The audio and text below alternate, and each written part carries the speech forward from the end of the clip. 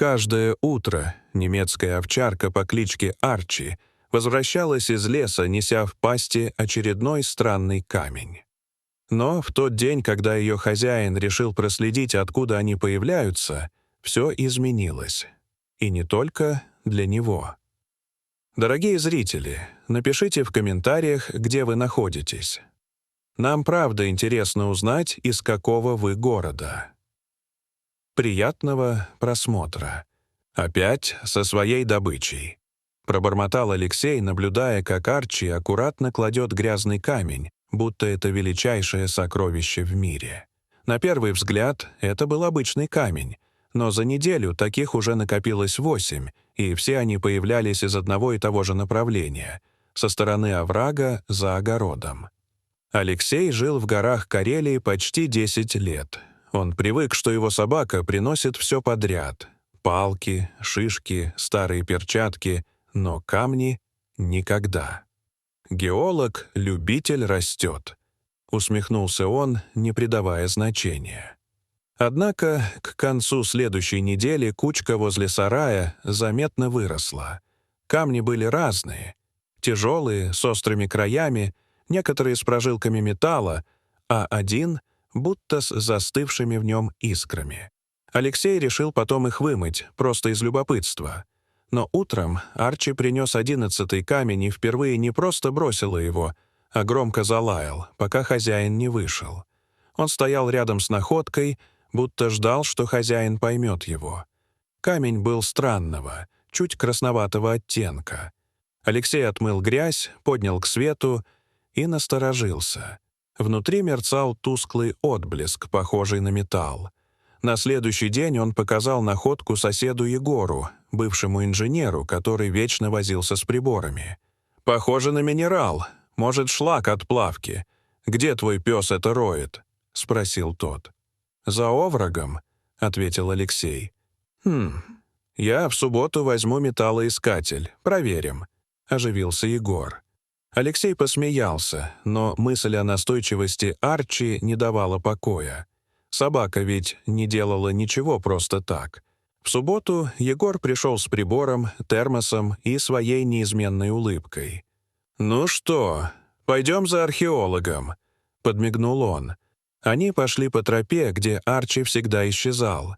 Через 20 минут собака потянула сильнее и начала рыть землю у можжевельника. Из ямы торчал плоский камень. Металлоискатель пискнул.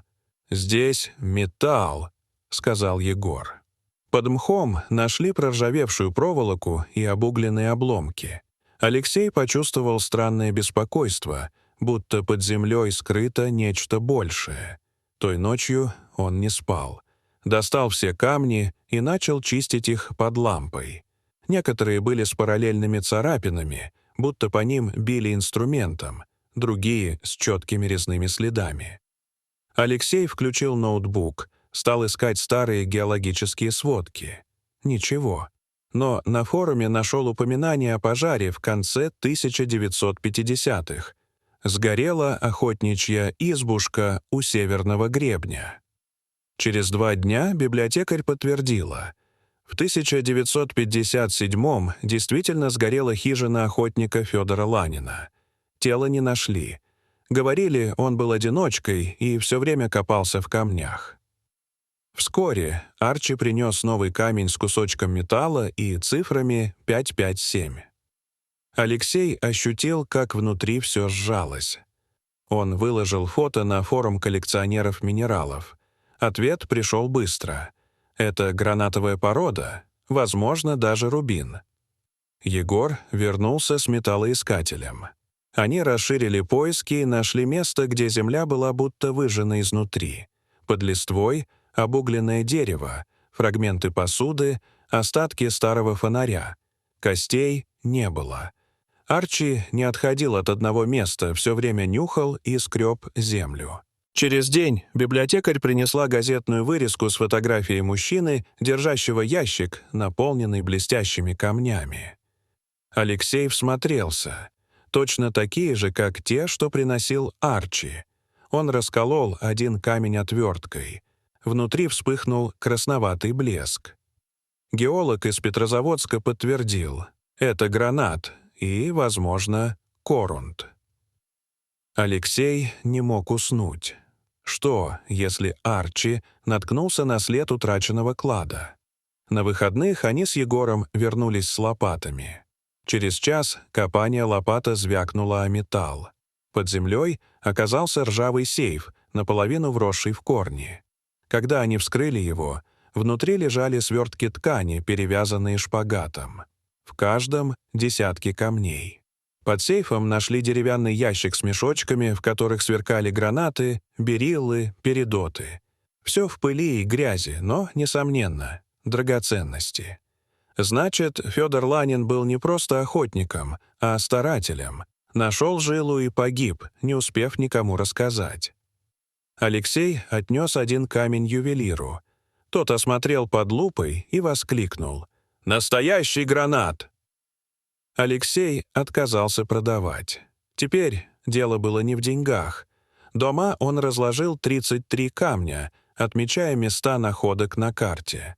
Получился неровный круг вокруг руин избушки, будто Арчи шаг за шагом возвращал прошлое на свет.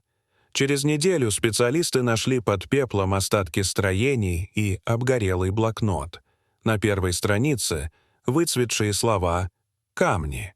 Завершить. Следующая неделя».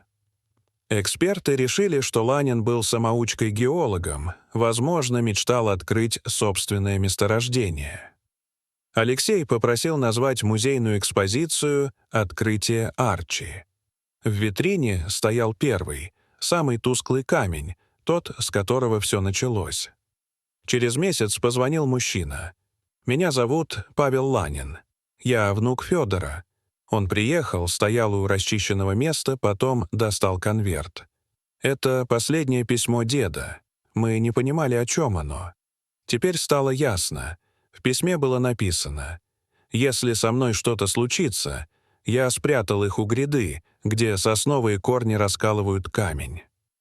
Не продавайте все, используйте часть, чтобы построить что-то лучшее. Остальное пусть останется в земле». Эти слова тронули Алексея. Он вернулся с Арчи к старой поляне, положил под сосну небольшой мешочек с камнями и сказал: «Ты нашел их? Теперь оставим немного, как он хотел». Арчи сел рядом и тихо фыркнул, будто соглашаясь.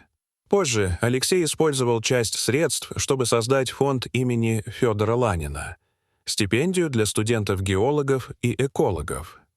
Без пафоса. Просто знак благодарности человеку, чья жизнь не исчезла в пепле.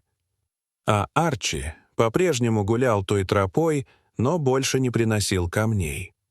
Иногда Алексей смотрел на него и думал: может быть, животные действительно чувствуют то, что скрыто от нас?